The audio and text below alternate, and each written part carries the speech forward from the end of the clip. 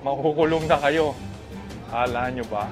Sinibak sa pwesto ang spokesperson po ng PNP Anti-Cybercrime Group na si Police Captain Michelle Sabino. Sinibak sa pwesto ang spokesperson ng PNP Anti-Cybercrime Group na si Police Captain Michelle Sabino.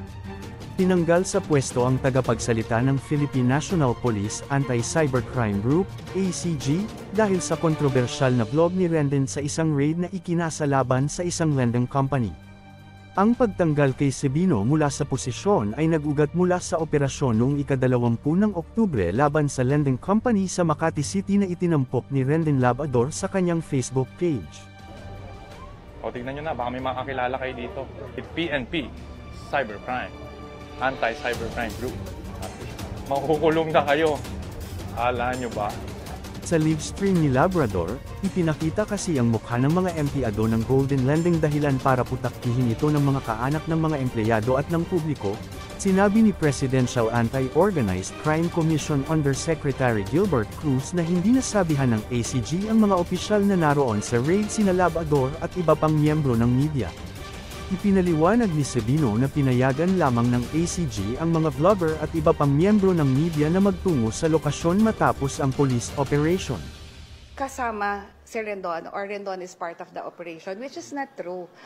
We have, tulad ng sinasabi ko, meron kaming collaboration prior to the operation. This collaboration is for the purpose of raising public awareness. So magko-collab kami ng isang program kung saan itatakal namin ang iba't ibang uri ng mga online scams para matulungan yung mga kababayan natin. Ani Labrador, siya ang nagpasimula ng kolaborasyon sa ACG. So, bibisitahin po natin si Captain Sabino para maipag-collaborate sa kanila. Siyempre, nagbago na tayo, alam niyo naman eh. So, sana pumayag. At hindi na ito bago, kinukumpara niya ito sa ginagawang aksyon ng mga MMDA at ilang clearing operation na may mga vlogger na kasama. Pahayag naman ng PNP, bawal ang ginagawa niya, hindi pa sila sospek at wala siyang karapatan na ipakita ang mukha nito at ipahiya. Gusto niya maging boses ng bayan o maging isang sumbungan ng Pilipinas.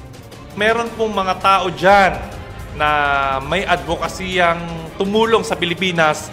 Email nyo lang ako sa sumbungannangpilipinas@gmail.com. At sa mga taong naaapi, may gusto kayong i-expose, feeling nyo natapakan kayo at kailangan nyo ng boses ng bayan, email nyo lang po ako dyan at agad pong sasagot kami. Sa nakalipas na araw ay napabalita ang pag-shutdown sa kanyang Facebook, kaya sa kanyang matagal na pananahimik ay bumalik siya upang baguhin ang kanyang content, ngunit sa pagbabalik niya ay mukhang nagkamali siya. Say pa ni Rendon Labrador, basta ako tutulong lang kahit anong sabihin niyo, para sa taong bayan, para sa Pilipinas. Kung sino pa yung gumagawa ng tama, siya pa yung nagiging masama. Komento naman ng ilang netizen, kawawa naman si ma'am na sibak sa pwesto dahil sa katangahan ni Rendon. Ang tahimik na ng Pilipinas nang gugulo ka pa, kawawa si ma'am. Wala talagang matinong ginagawa ito sa social media, kundi kahihiyan. Maganda hangarin mo, ipahiya ang mga abusado at manloloko, pero may batas tayo na sinusunod. Manahimik ka, Rendon Labrador, malaking tulong na iyon sa Pilipinas. Ilan lang ito sa mga komento na aking nakita, kayo anong komento nyo sa usaping ito? O tignan nyo na, baka may makakilala kayo dito. PNP Cybercrime Anti-Cybercrime Group. Makukulong na kayo. Akala nyo ba?